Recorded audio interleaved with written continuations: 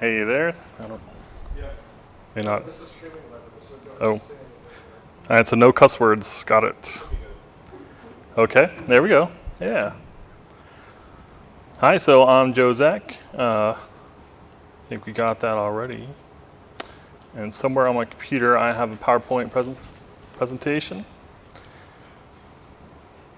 that I just closed. All right, we're almost there. I take a little while to warm up.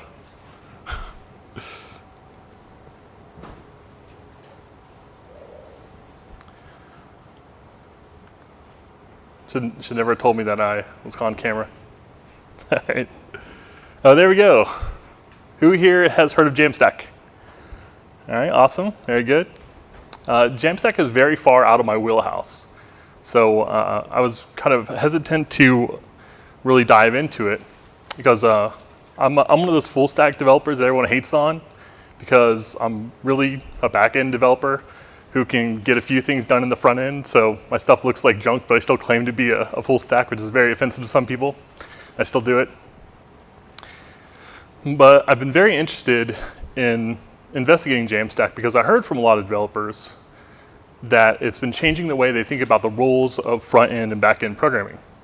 And we're going to dive into what JAMstack is, of course, but I just wanted to give you a little bit of background info on that because I do live in those two worlds. I've got kind of one foot on the dock and one foot on the boat, so to say.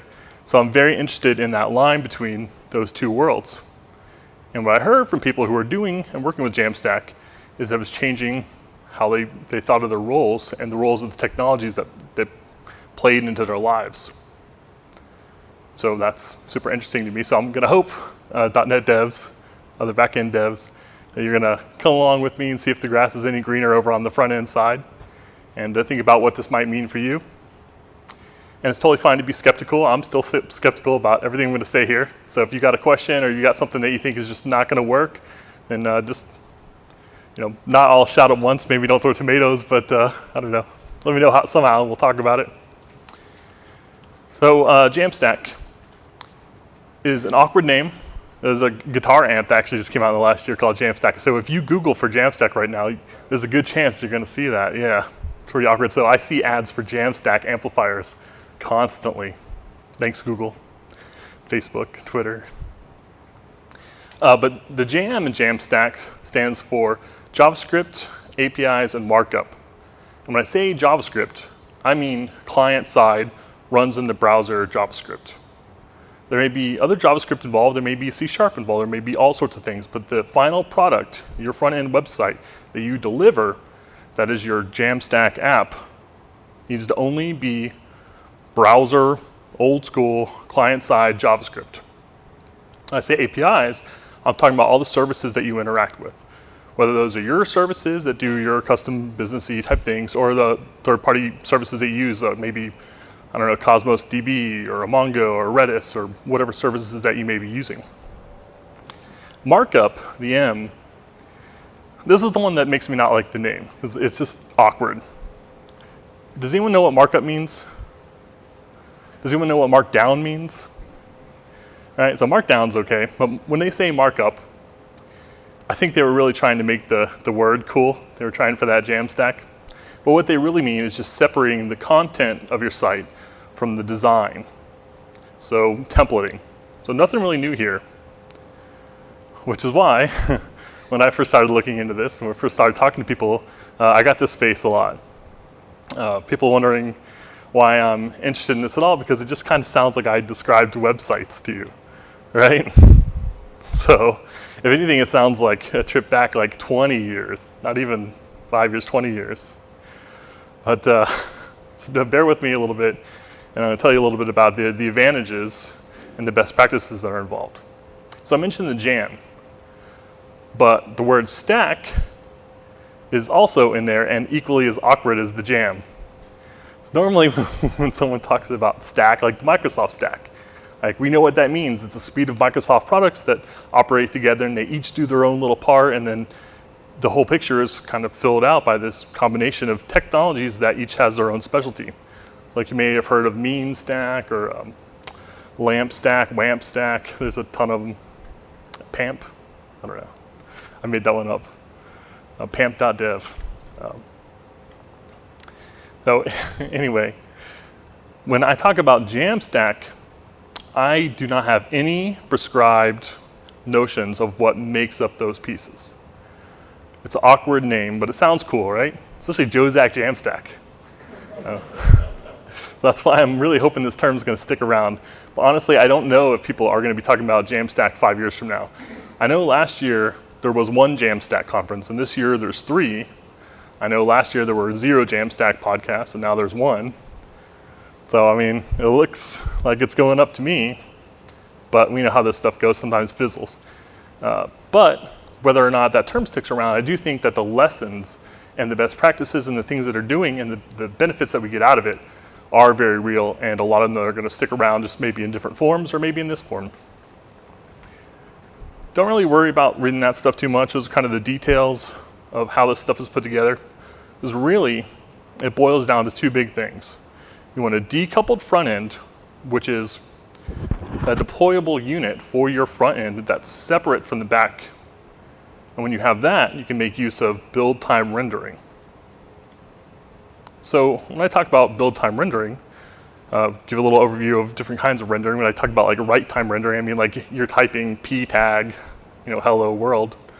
Server rendering, that's something like ASP.NET, where you've got some if statements, some loops, stuff like that. It's going to do a little bit of logic, maybe get some stuff out of database, and ultimately it's going to turn that stuff into HTML. Client side, that's SPAs. So most of the time when people talk about client side rendering, they're talking about a single page application that's going to go out and fetch data, and it's got a template on the front end that will put those pieces together. And those ifs and those loops are still there. They're just in JavaScript. And there's some drawbacks to that. There have been problems with SPAs, although it's gotten a lot better. Like remember when SPAs first came out and you would have like a little error in a subcomponent and the whole page would be bricked? So you hit the back button maybe to try and get around it, and the whole thing refreshes, right? You lose your spot, terrible. So SPAs had kind of a bad reputation when they first came out, but the tooling around that has gotten a lot better. What that means is that there's more conventions, there are more Stack Overflow answers, there's tools that have prescribed paths for developers to follow, so you don't have to invent solutions for the stuff. So what it means is that things are more consistent and better overall. So now when I'm talking about build time rendering, I'm talking about something that does go a little bit back in time, and it's more akin to kind of a combination of server and write time rendering. I'm talking about when your build server does its build. For any information that doesn't change very often, you can go and fetch that stuff, take your templates, do the work to put it all together and then write that stuff to a static file. And then if you make a change to some of that data, you're going to need to deploy again. So if you think about something like a WordPress type site where you may write a blog post once and then it's read bazillions of times, in a traditional WordPress installation without like a caching plugin, which nobody does anymore. I think it might even come with a caching plugin now. But in the old school way, it would fetch that stuff out of the database every time. It would do the loops, do the ifs, and would crash if like more than 3 people would go to that site at once. And so what we're saying is, why do that work every time someone wants to read if that stuff isn't changing? In a WordPress blog, if we could do that work up front to put that stuff together and then use something like a discuss for fetching in comments, or maybe a live search service if you want to search stuff, but have the pieces that are static, the things that don't change that often, just write them to disk. And the benefit of that is that we can store them on content delivery networks. And we're going to talk about that in a little bit here, but one thing that often comes up when I kind of mention this is that my data changes often. I don't want to be deploying a whole big site every time I need to make a little change. That's crazy. And it is crazy for most applications, except that most data doesn't change very often. So I've got a picture from Amazon up here, and so you would think like it'd be horrible if Amazon had to redeploy Amazon.com every time the price fluctuates, right? It's untenable. When you think about what data actually changes often though, suddenly it's not so crazy. The price fluctuates, whether it's on sale or not, whether it's still available, what the shipping dates are, that stuff changes. But the rest, not so much. And actually, e-commerce sites are a great example of some sites that have done, there've been a couple stories written about e-commerce sites that have gone to this model, and it's done really well for them, even though you would think that would be kind of a worst case example, and it's because the data doesn't change very much. So who's familiar with content delivery networks? All right? It's pretty awesome. So the idea is that if you've got files that can be delivered by basically a dumb proxy server that doesn't have memory dedicated to a runtime, it doesn't have memory dedicated to users or database connection pools or any of that stuff, it can just be a big hunkin' proxy server, and it gets requests. If it knows it can cache it, it'll go ahead and save it. And so next time someone requests it, it'll send it right back out without having to hit that server. And since these things are so cheap, and we've got these big networks like Netlify and Fastly and I don't know, what's the big one? Anyone remember? Highwinds? I don't know. There's one big one that I always forget that's like the #1 big one, Cloudflare. Yes. So Cloudflare is a huge one. And these companies often even have free tiers, by the way, and Netlify is my favorite free tier of all. But the idea there is that they have these locations all over the world. And so if you're in Australia and you request a website, then you can get that static files, things like images, HTML files, CSS files, JavaScript files from a server in Australia. And you don't have to make the trek across the ocean in order to hit my database. So that stuff can be a lot closer to you. So when I'm talking about build time rendering, I'm talking about not only doing as much work up front so you can save that processing time, it doesn't have to happen per each person, but you can also throw that stuff out closer to your users.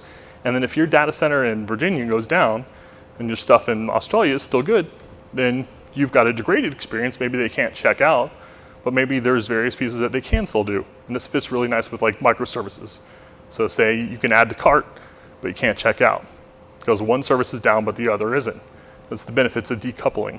And it plays into this really nicely because we've got that degraded experience. And the thing about content delivery hosting is that it's the best in 4 major aspects. You can't beat the performance, aside from just not hosting at all, installing, because it's just a dumb server. It's not doing anything. It's not thinking. It's not hitting the database, just flat out returned. Scalability, super cheap, super dumb. You can spin these things up. There's already services out there like Cloudflare that you can just up your tier if you're starting to get nailed, because the only way to really deal with a direct DDoS is to have more capacity than your attacker, or else you're trying to kind of block and unblock IPs, which is nasty. Security. These boxes, these proxies are so dumb, all they have are files. If someone gets access to the proxy, they change your files, I guess, maybe. But the deal is not only are there not things like credentials to your database or any of your other services on those edge locations, but also those things are pretty secure because they don't really do anything. They don't have PHP 4.7 on the same box as Cold Fusion 9. Whatever. They just do one thing and they do it really well. They serve files. You don't need to SSH into them. The last thing is pricing. Because these are big, hunkin' dumb boxes, you get more for your money by using these specialized hardware pieces. So those are the benefits of decoupled front ends and build time rendering. So I haven't said anything new here. I'm just talking about how fast it can be if you handwrite your HTML files or you cobble together a process that generates out some stuff. So why on earth is anyone talking about JAMstack in 2019? Why is this a new word for old things?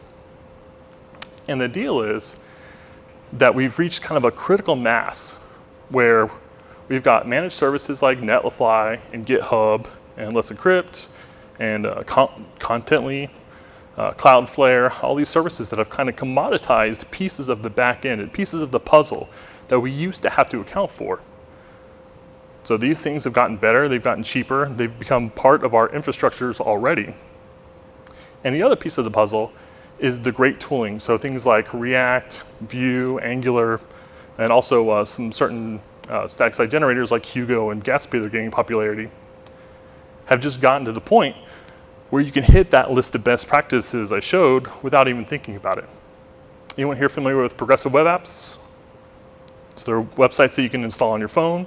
It's HTML, and that actually works really well with JAMstacking static content because You can't install a ASP.NET server on somebody's phone, at least not through the browser, right? Yeah, no, that's true. I'm sure someone's done it. Like if there's Blazor, someone will figure out a way. But so that's my argument on why this is even a thing, why people are talking about it. It's just a convenient package for a lot of things that already exist, and when you collect these various best practices together into a convenient unit, then it's nice to have a convenient term to talk about it. There's that progressive web app. So it's installable. You get push notifications. What I really like about it is Microsoft and the Google Play Store now support PWAs, progressive web apps. So you can go ahead and submit this to the store and you can find it. And I doubt you can read that very well. This is a little PWA I have where you can find podcasts and listen to them. And if you go on tunnel, you lose your internet connection, whatever, it's fine. Everything's cached locally. You can keep listening. But what you can't really see too well is I just did a search last night for PWAs just to get a screenshot.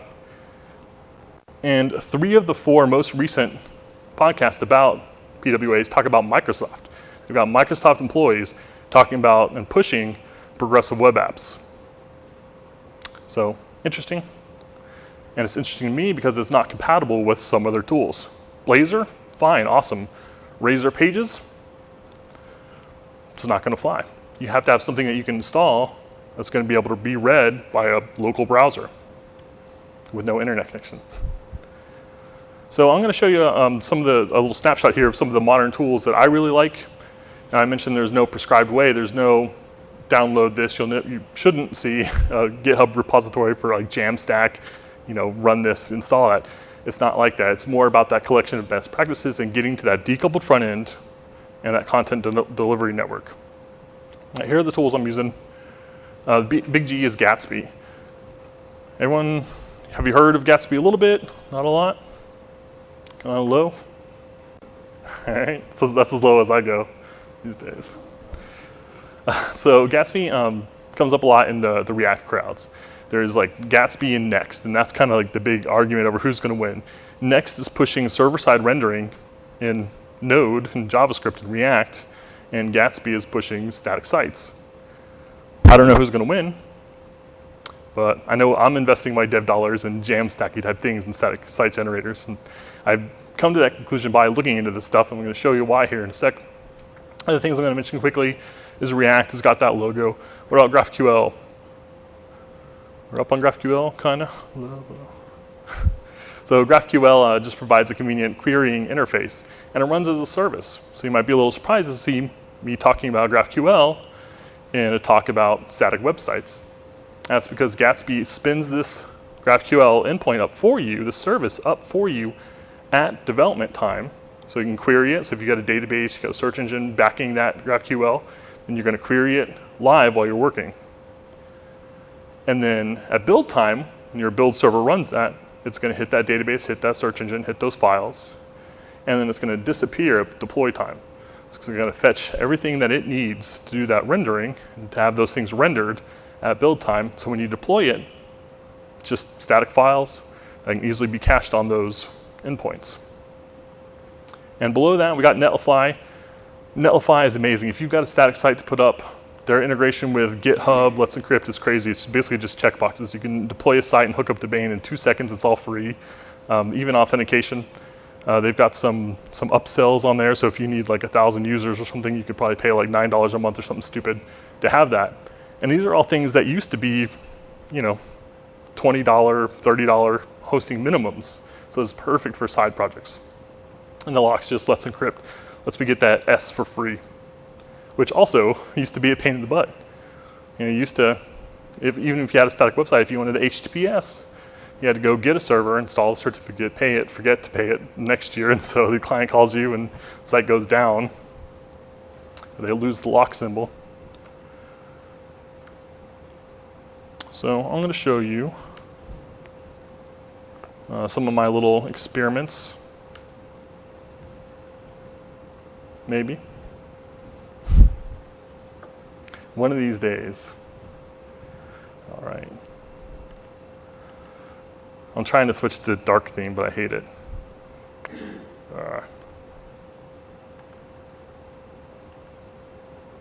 So So I'll show you a little bit about the first app that I'm going to run with Gatsby development. That puts it into a development mode that I mentioned. So it's going to spin up GraphQL for me, and all my queries, things like databases, files, all that stuff's going to happen live. And hopefully, we'll have a site. So this is not a very nice looking site. This is a site that a full stack developer would come up with, right? But the idea is that I took a bunch of conference data, I plugged it into a database, a Postgres database specifically, and I built a little site around it. And I haven't got back to finishing it yet, but it's nothing too fancy. Like actually, I've got Orlando Code Camp in here somewhere. So if you click on that, if I had more info, I would show it. It's pretty boring. If I go back to the home here, I've got a little blog section here, so I've got comments hooked up, so we can go and do this stuff. And that's pretty cool for a static site, so I don't have to worry about this stuff. It's outsourced, and if the comments go down, so what? The site still works, you just can't see the comments. So, pretty boring site. Maybe one of these days I'll get back to it and make it amazing. Not today. But the interesting thing, I think, is more about how things are put together. I'm going to try and make this bigger. And get this out of there, maybe. Oh, can you guys read that? That made things worse. All right. So, how many people have seen React code before? Yeah. Does it still hurt your eyes, or do you get used to it? So it's still painful to me. I hate seeing things in JavaScript and HTML mixed together, and it's kind of neither. But this is what React looks like. This is how they do, and I'm coming around to it. But the idea is it's doing the same kind of basic ifs and simple loops that you'd be doing in ASP.NET or PHP or Ruby on Rails or anything else. We scroll down, this is where we go through and just kind of boring code. And a big part of what I'm showing you now, or hoping to kind of convey, is how little code that I'm doing. And what I like about not doing a lot of code is that I get to focus more on my problem. So if I want to build features, or if I want to add data, or I want to explore user experience, and those are things that I'm now free to do because I'm not messing with the little stupid S on the HTTP. I'm not dealing with build servers and pipelines. I'm not worrying about my capacity or getting my beanstalk to scale or whatever. I'm just throwing out little projects. And this is the GraphQL query, so don't have to worry about it too much. The only thing I really kind of like about that is that GraphQL acts as kind of like an isolation layer. So this is querying some rendered markdown files. We took some stuff, some markdown text, we generated HTML. I'm querying that stuff in the same way that I'm querying a Postgres database. And if this plugin wasn't called Postgres, it was called something else, then you'd be kind of hard-pressed to even know that this was coming out of a database compared to local files. So I like that isolation layer. I like that I'm totally separated, and that there's nothing about my database that gets deployed when this ultimately gets packaged up. And so the whole point by kind of showing you this code, this whirlwind tour here, is that this is not the right file. I want to show you what it's like if you have one of these modern build tools. So in JAMstack, you can try and do everything yourself, just like progressive web apps. You can check all those boxes yourself. You can write the manifest files. You can resize the icons by hand. Or you can use one of these tools that kind of does all this stuff for you and hits those best practices, and so that you don't even have to really think about those best practices unless for some reason you need to deviate. So it's good by default. And the reason I use Gatsby particularly is because there's a big ecosystem around the plugins. So if I need to read files, then this is what I do to expose files to my front-end code. This is what I did for my database connection. I basically got a connection string, which comes in via environment variables. So if you were trying to code this website by yourself, by hand, that's a problem that you'd have to solve. But this is something that I get for free with Gatsby and with React, and so that I can have my keys stored with my CI server, or Netlify in my case. And I don't have to worry about that. And I don't have to build my own weird compiler to try and poke my holes through there in order to get my stuff in and get it out. Because ultimately these things, at least the database connection string, only needs to exist at development time when I'm working on it and at build time when I'm building my final product. This does not need to be published to my website, and it really needs to not be published to my website. So I think that's nifty. I've got a couple transform plugs that do some other things. I'll show you just real quickly if I can figure out how to work my computer. What that looks like.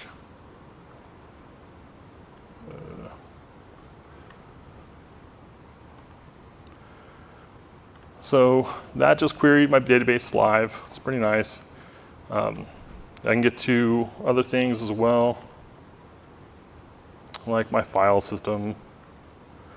And then it's autocomplete, it's strongly typed. It's just kind of nice. There's more information in here if I want it.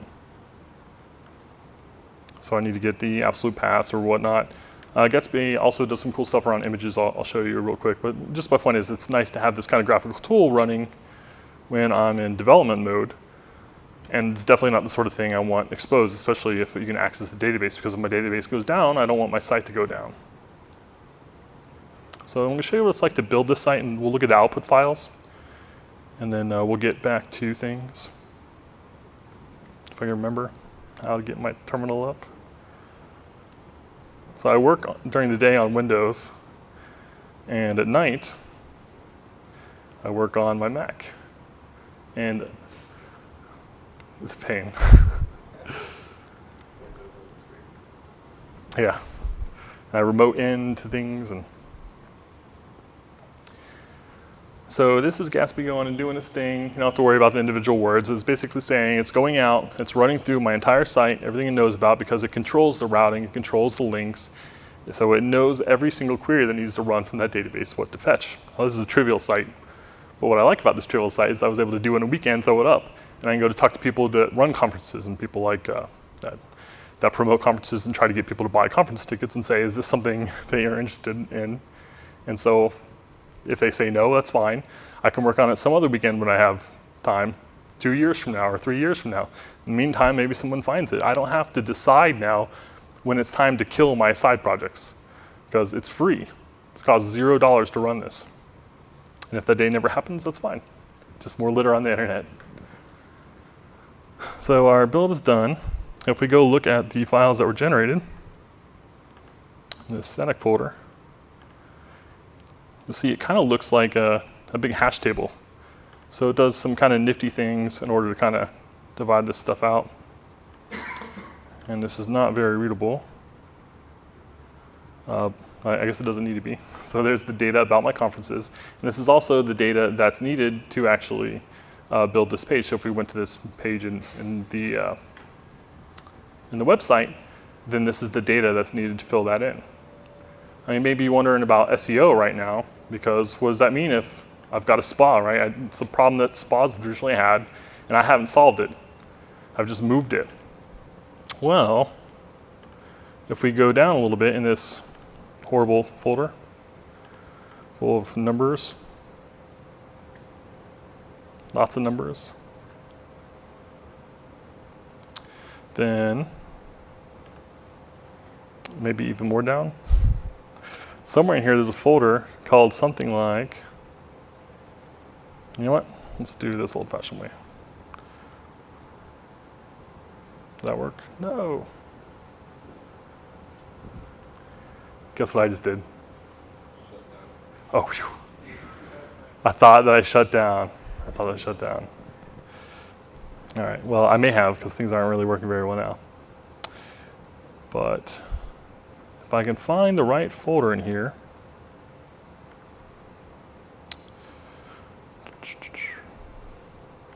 this is what I wanted to show you. So in here, I have index files that contain the fully rendered text, including the HTML, I think even x64 images in some cases, for each of these pages. So if you go to whatever AN Dev in Denver was, or BC Tech Summit, then Gatsby has the option of returning to, say, Google, this page, rather than the one with the basically nothing that goes out and fetches the data. And it can deliver a different experience to you, a human. So if we go to like the website, kind of mouse over things, I'm not sure exactly how Gatsby, and the host has something to do with it too, decides when to give you what data. But I assume that it's doing smart things with it. And based on the tests I've seen, I've been able to see that Google does index my data. I'm not sure exactly how they're doing it, but I'm happy about that. So you can see like Google does this thing where you mouse over stuff and it will, get the right tab here, you mouse over stuff and it will start downloading for you. But you can see that as a user, I'm not getting those big nasty HTML files, I just get the data I need when I mouse over, so that when I ultimately click, it's already got the data to show these trivial pages. That's pretty cool. One other thing I want to show you here on the internet is my latest experiments, which is just a little blog site.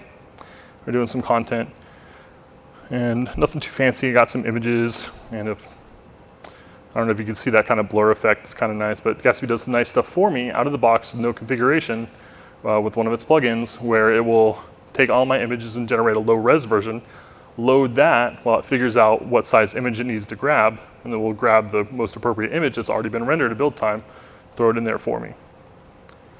And I'm not a Gatsby expert, that's just some of the little things I know that I've seen and I like. But if we go to the admin page here, this is one of the questions I usually get, is was it work like if you need authentication, if you need something like a CMS? And in this case, I'm using Netlify to provide this, but this is the same kind of thing that you can get with like a Auth0 or like a JWT service. But there are services out there that handle authentication.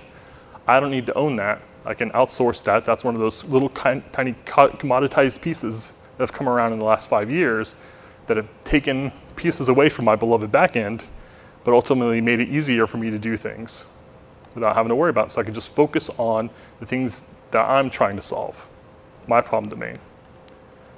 Oops. And this is pretty cool. How this works actually is it uses my GitHub account like a database. So if I do a new blog, it's going to write that to GitHub. So you make your GitHub account private, your repo private, which is now available, thanks Microsoft. Then you can have a blog with private entries. And this is still pretty awkward. Like, it's definitely nowhere near like what you're going to get out of like a WordPress or something that's sophisticated. But for free, it's good for me. So I just thought it was kind of cool. And my last kind of point with this is that I've been doing a lot of side projects, and I love that all of these are just up and running, and I'm able to do this sort of thing. Now, I'm not paying 5, 10, 15, 20, 30, 40 bucks for each one of these. Even if you've got that Azure credits from work or whatever, then that stuff goes pretty quick if you're standing up new instances. So that was my plan to take over the world. Yes. Has anyone thought about any downsides? Anything that I said that sounds fishy? Anything that just feels wrong? Yeah. What if you want, like, when you want to update content, so you're just rebuilding every time? Yep. And one of the best practices that they recommend is atomic deploys, which means not just updating the one file. What they recommend is doing everything all at once, putting it up in a folder, and then swapping that pointer over, basically. Yeah. So if you were in Amazon, that's not going to be feasible for you if you were trying to do something with this approach. So your mileage is going to vary, and you're going to have to come up with something that works for you. But just kind of out of the box, default, the tools that are made for this, like Hugo and Gatsby that we just saw, those are geared around those atomic deploys. And that can be slow. I know it's a downside, but I was thinking through like what you said about having partially small, partially pre-rendered. I can imagine thinking that through smartly would be potentially complicated. Uh-huh. But complexity isn't necessarily bad. Yeah. One thing that I kind of thought about too is I'm dealing with a lot of Elasticsearch stuff lately, and there's a lot of eventual consistency going on in my life. And now a lot of the side projects and the stuff I'm doing at work now has the same kind of problems, where I've got data that goes out of date potentially quickly if I'm not syncing back and forth with the server. So if you've got a website that has dynamic data that needs to be up to the second correct or not on the screen, then this isn't a good solution for you.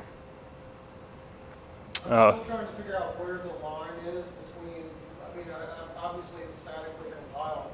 Is it really embedding all the data in there, or is 100% static at that point? Like, it says API, part of it's APIs, right? Mhm. So the APIs are all done at build time? No, so the APIs, like whatever you need, if you need it at runtime, get it at runtime. So like the discuss comments that I pulled up there, it went out as soon as I loaded the page and looked for new comments. And as soon as I wrote my comment as a user, it showed up on the display because I want that feedback to be immediate. Yeah, so anything that you've got. And the GraphQL queries, was it executing all those at build time, or? Oh yeah, sorry, all at build time. Okay. Yep. So it has to, so the compiler, how does the compiler know what all the permutations are so it can go? It sounds like the build time for these will be really slow because it has to go through a whole bunch of stuff to all the possibilities, right? Oh yeah. Let me see if I can find an example here. Yeah, so in this case, Gatsby owns the routing. So any links that you do to the page, you have to use their little link class. So this is not a standard A tag. I'll make it a little bigger here. Sorry. I guess I'm just trying to get a feel for what part of it's still dynamic, even though most of it's static. But I guess that's kind of up to how you build it, right? Yep. Now, so with Gatsby, it knows about what it owns because you've done that with the links. There's a couple other configurations you can about like how to create pages, and they've got some APIs. If you use those APIs, then it knows about it, you're covered. If you need to start going outside of Gatsby to do stuff, then that's on you to bring that in or deal with it out of band, deal with it in services, however you want. You still have that flexibility. So you're kind of outsourcing your dynamic pieces. Yep. All right. I wasn't ready to give up that control. Yeah, and that's fine. And there's a lot of argument around what's JAMstack or not, and it's almost like a spectrum. And so I've had some big arguments over just how JAMstacky WordPress is. If you run it headless, and if you have caching, is that JAMstack or not? And I don't know what the answer is. I know that technically, by their definitions, by the Netlify is the one that came up with the term. If it's a decoupled front end, static client side JavaScript, you're using APIs for the things that need APIs, and you've got your content separated from your design, then you're JAMstacking. But how is the content separated from the design when you're putting them together? Yeah, and that's a really good question. I'm trying to remember where I have a good repository. So this is that little analogs, like that blog site that I was showing a second ago. And so if we come into one of these things, we can see like, so what's a good page here? So this is what my blog roll looks like. Oh, that's not very good. Let's find something better.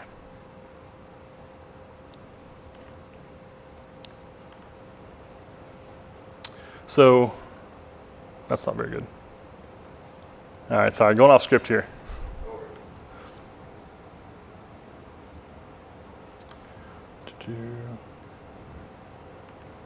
You know what? I think the search is actually pretty good here because I'm looking for an MD file. I'm looking for a YML file.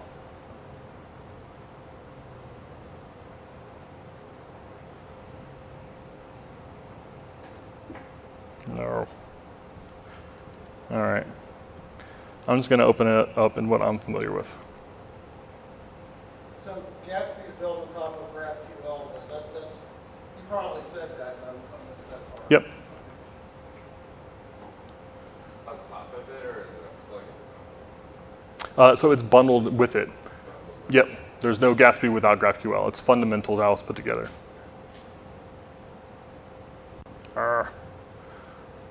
And this is all the thing working on multiple computers, and I don't remember where I saved it. Dang. It's offline. All right. Oh, I found it. Yeah, so this is, so I mentioned that Gatsby will use my GitHub repository like a database. And so this is where content lives for a bunch of stuff. It's not everything. There's a bigger file that's a little bit cooler, but you can see how it's basically got things like the name for the blog and also the fields that are available in my CMS. And these are also govern what's available to like the front end templates. And so that's how I know that I've got a field named template key or widget or canonical for the href. And you can add these and it'll pop up in both the CMS, so you can add new fields like a featured image or, I don't know, author name or something. And it's also available on the front end. And this is what it uses to govern that. And so all this content, this isn't a great one because there isn't a whole lot of stuff in here, but if you had like a big text, like the body of my blog is gonna live in one of these files, and that's separate from the blog template, which is gonna be a standard React template with those little pokey holes in there for content, description, canonical. Yeah, we can take it offline. I'll figure out my junk. No, but I kind of get it now. So, Okay. so it's kind of like you're putting, like, it's not any different from building your own site per se, where you're putting placeholders for all of your content, but then you're letting Gatsby per se just fill all those gaps. Yep. At build. Yeah, and the alternative would be maybe to, you know, if you ever worked with like old school stuff where you have like HTML files on disk and you have to change the header or something, you go to modify each one, that's the pain in the butt. Don't do that. Let React own that for you. Create a header file, use those modern build tools. And that's what they're really angling for. It's like saying use the frameworks, use the tools to separate your data from your stuff, from your code, so you can change that code in one spot. And you can make use of those things like with Gatsby where I mentioned where it can fetch a little bit of data to make the user experience better, or if it needs to go and fetch all the content for something like a Google, it can make that decision for you. And that only works if you separate your content from the design. Oh, no problem. Yeah. So real-time systems I mentioned, and or I was thinking about mentioning, and the deal there is just that you can't get a lot of benefits out of build-time rendering if your stuff needs to be real-time. And it's not that real-time systems are incompatible with something JAMstacky. It's just that there's things in there that you can't cache ahead of time that you don't want to get cached. So you lose some of the benefits there. Another thing I want to mention was like non-developer interactions. If I deliver a WordPress site to somebody, like a restaurant, I can show them how to log in and change the menu. If I'm doing a JAMstack site and hosting it for free and not worrying about it going down and being super secure and not getting hacked every other week, that's great. But now I've got to develop some sort of process for them to be able to go in, do their modifications, and then trigger off that build, which is okay, that's not horrible. But when you think about trying to teach that to like a restaurant manager or something, yeah, that gets a little nasty. Now you've got a different problem to solve. Do you have to like go build a back-end site now just so they can manage their front end? I don't want to do that. I'd rather just set them up with WordPress and like keep good backups. So those are the things that I kind of came up with. So when you say big data, what's a scenario there a specific scenario that wouldn't fit for this? Yeah, so when I'm talking about big data there, I'm thinking about like kind of slicing and dicing like charts and graphs. It kind of ties into the real-time system, so it's something where you're going to need to do a lot of input. Drilling into stuff. Yeah, and pivoting on stuff, and that's like stuff I don't want that stuff in the browser. And you know, based on your permissions and what things you can see, what sort of filters you have set, that stuff just needs to be handled usually in a persistence layer, like a database or something that's going to be good at doing that sort of stuff. So if my whole app is built around that, then who cares if it's JAMstack or not? Because the work that I'm doing, the things that I'm struggling with, aren't solved by JAMstack. So JAMstack does best when you've got data that doesn't change, and when you've got a website that you don't want to go down, or you want a website that you want to be able to install as a progressive web app.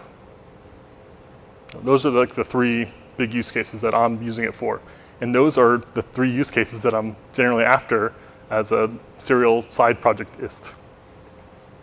So do you know of any production websites that actually call themselves JAMstack? I know that the concepts distributed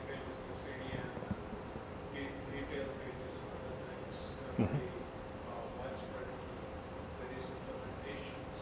But do you know if any methodologies use JAMstack? I know about the JAMstack.org website, which has got a list of a bunch of them, but there aren't any like major like, oh, it's mint.com. Yeah, and they haven't updated the repository in a long time. I've submitted many sites to them, and they have not accepted it. But you can go look at their pull requests to see a list of them. But I don't know of any like big major applications that are doing this.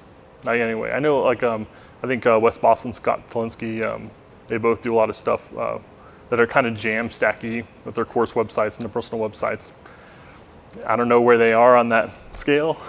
I know anyone dealing with Gatsby is pretty far on the JAMstacky side of things, just out of the box unless they mess with stuff. So, I don't know. Also, you use GitHub to post pages. Yep. Have you tried with other repos, source systems? Like VSTS or something? No, so I haven't, but that's because I'm cheap and I want to use like things like Netlify to host. And Netlify, like if we go in here and see some of the sites that got hosted. It's really you're just utilizing the pieces of services or managed services that other people provide to kind of tailor up your experience or tailor up your application with all of these other bits and pieces, right? Yep. Because I'm wondering, like, if a website hosting JAMstack gets popular, Mhm. then you hammer GitHub with a bunch of requests, how they'll respond to that? Like, are they going to early, are they going to turn it off? Yeah. That's, So if you're getting, if you're getting a static, or sorry, a CDN, and you're on the free tier, and you start getting a lot of traffic, yeah, then you're not going to get a lot of support. And I think a lot of the times the free tiers will show you exactly how much capacity they're willing to give you on that free tier. And so you better make a phone call real quick, or hopefully maybe they have some sort of grace period or something they can do to help you with that. But ultimately that's on your hosting provider. And so yeah, there's no free lunch. do you know, like, sorry to take questions, do you know if we get this hosted by FTP or something? Yep, actually, and how I first started is I would upload files, I would zip a file up and throw it out to a CDN that I was using, I forget which one. And same thing works with Netlify, you can do that, but I just have it hooked up to pull from my GitHub just because that's easier. And I can't pull Azure DevOps because it's all private. So maybe there's some sort of integration they're gonna add here at some point, I haven't seen it yet.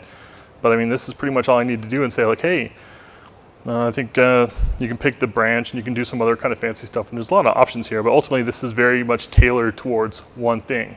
And if you start deviating from that path, then there's more and more work that you have to do. There's no doubt that this is one of those things, like if you don't need to go crazy, if you don't need to do fancy things, if you need a brochure website, then absolutely. And that's still exciting to me because I've done a lot of brochure type websites for people for however much money. And even though hosting WordPress is not expensive, it's still something that you have to remember when your credit card gets stolen or whatever, and now your site's down for who knows how long. So I like not having to worry about any of that. What happens when new content is added? Yep, so the way I've got it set up with this particular site is it's all based around GitHub because GitHub is like my database. So when data changes there, then it triggers a deploy and it does that atomic switch, so no downtime, whole thing gets rebuilt. And JAMstack, the people behind it really push atomic deploys, so they want it to be like that. Yeah. It's not efficient, especially if you've got a lot of files. Like if you've got 80 million documents, right? That's not gonna fly. I feel like that's following the redo pattern. Yep.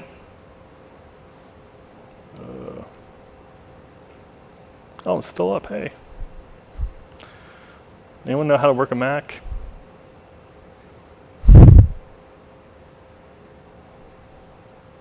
Oh my gosh. You know, this wouldn't be so bad if I didn't do this like every single time I come here. Somewhere on this computer is PowerPoint. One of these screens probably shows me when I'm going between apps, but not this one. Oh, sorry, give me a minute here.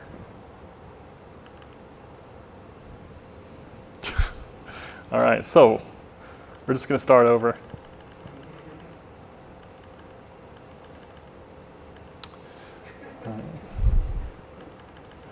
Yeah, you guys have to tell me, by the way, if I'm not okay. 'Cause I don't know. All right, so this to me is kind of the whole point. Everything else has kind of been building up to this. I've been doing ASP.NET, .NET type stuff for a long time, and when SPAs came around, it kind of took a chunk of my island away from me. And that kind of stank, you know. I had to learn some new things. I had to do things in inferior ways, in my opinion. You know, I think a lot of things are SPAs that shouldn't be still today, but you know, it kind of stank. And today, I'm up here saying that there's someone else coming for a little piece of my island. And I don't know how much it's gonna take. I know it's taking some right now. There are things that I would have absolutely done and have done as ASP.NET websites and paid 20 bucks a month for or whatever with Sputter ASP to host for years that absolutely I would do as a full-on JAMstack static website. I would use these tools for those few database interactions and for those few cloudy services. Like I'd much rather pay, you know, Azure $2 a month or something, or $1 a month to have a serverless process to trigger a build every hour to look for, or shoot, for $2 on a serverless function, you could be doing a build every second, right? It's crazy cheap. And so I can do a lot more with my money. I can do a lot more with my experience. And these tools are really good if you get used to the Reacts and the Gatsbys and these things that take a lot of load away from you, and you can solve a lot more problems, especially little problems. So that kind of leaves me wondering, like, well, what is my island for? What is my ASP.NET? What are the tools that I prefer? What are they really good at? Where do they shine? So I kind of like that some of this stuff is going away, that there's more rendering being done in the front end because it seems to be doing really well there. People really like it. There's advantages. You can install that stuff on your phone. There's things that my beloved ASP.NET can't do, but my PHP can't do that. So now when it comes to doing back-end work, even more so today, I'm reaching for the tools that are good at the things that the back-end is good for. Things like APIs and integrations and microservices. So I'm reaching for .NET Core, and I'm still using ASP.NET. I'm much more interested in the capabilities of something like Web API than Razor Pages. I'm much more interested in Blazor than I am in Razor Pages. So when it comes to where I'm spending my time on my nights and weekends, my dev dollars, I'm investing that more and more in a big, hard separation between client and server. So that's been the big takeaway for me from learning about JAMstack, which who knows if that term will be around, hopefully not, in a couple of years. That's been the lesson that I've taken away, and maybe I've given you something to chew on. You let me know. Yeah, and that's kind of really the whole point. You're just kind of thinking about those roles and where do you think things are going in the next couple of years and kind of adjusting accordingly. And if you like that sort of talk, really long and rambly talk, then you should check out my podcast, CodingBlocks.net.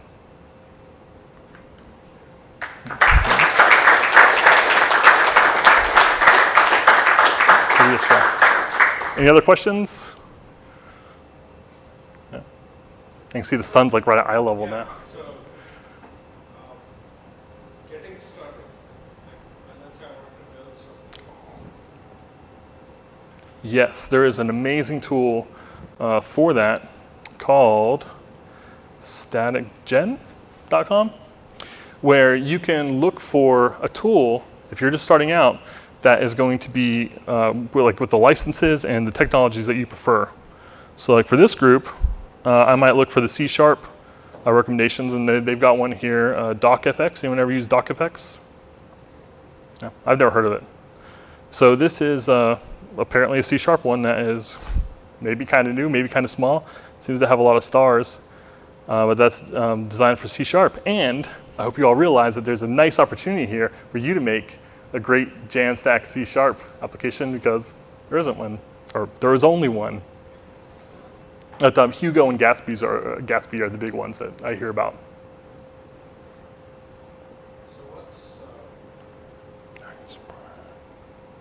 So basically you're saying go and find the C# and then download it and Yep. And This is like the tool set that you're going to be using, right? Or that you can use. I don't even know what mustache. Those are templates. yep. And you can sort by those, which is kind of nice. That's just going to be the templating that they use on the front end. Yeah, I don't really know anything about this, but you can bet I'll be checking it out. We got a nice website. You see how fast that was? That's the power of JAMstack right there. Look at that, I'm refreshing right now. You can't even tell. And they got a getting started guide. So hopefully that's pretty good. If not, it's open source. So if you look at it and we debug it, it will clear 1 once you get it the first time. Let's see if we.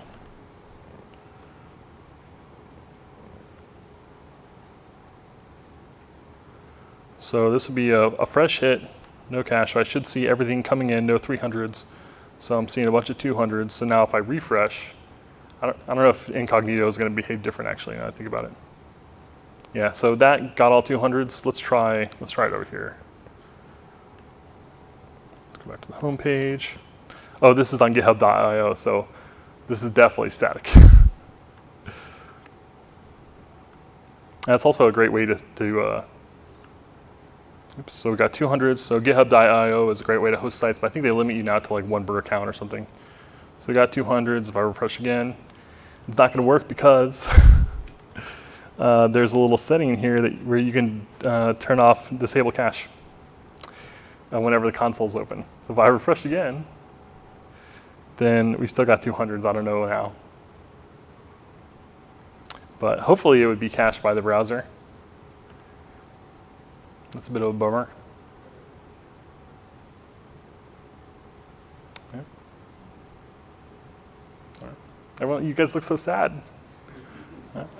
How long have you been experimenting with all of this so far? I'm gonna say maybe a little over a year. And I first found out about PWAs, and I drank the PWA Kool-Aid big time. I got into installable websites, and right around that time, there was a .NET website that I've been running for maybe 6 years, and I sold it. But I looked back and I was like calculating like how much I owe on taxes and whatever, how much I made on it. I was looking and I was like, man, I was paying $20 a month plus a couple dollars for email and renewing that domain name every year. So even though I made money on the sale of the website, it's like, wow, look how much this cost me. And then I heard about JAMstack. I started looking at that. I was like, this is a way for me to do side projects. And if I throw this thing up for 6 years, forget about it, and someone wants to buy it years later, I haven't spent a ton of money. So I can afford to pump this stuff out. Yep. Yeah, still.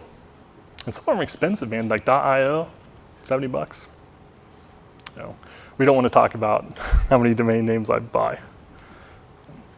So many little side projects that just died, withered up, evaporated. So your angle, or I guess the more, and let me make this assumption and tell me if I'm right or not, but I'm assuming that your angle on this is the fact that it's a lot more cost effective to keep your side projects up and running and keep the lights on pretty much for an extended period of time. Yep, that and is also really easy just to get started because if I got a project and I want to get people involved in, and 80% of the boilerplate kind of boring work is taken care of like by Gatsby, something that they can Google, then that's time I don't have to spend. Like they can go Google it, and I don't have to deal with those sort of problems. I don't have to invent solutions because I try to get people involved in my projects that I work on. That's kind of a sign to me that it's a problem worth solving if people are actually willing to come on and kind of help build something. And there's also people that are much better at various parts of that process than I am, so it's really good to have that help. I'm just curious, like how far can you push the limit, and maybe I can pick your brain for that. Yeah, I'd love to find where that limit is. That would be a good problem for me to solve, or a good problem to have anyway. Good. All right. Cool. Thank you.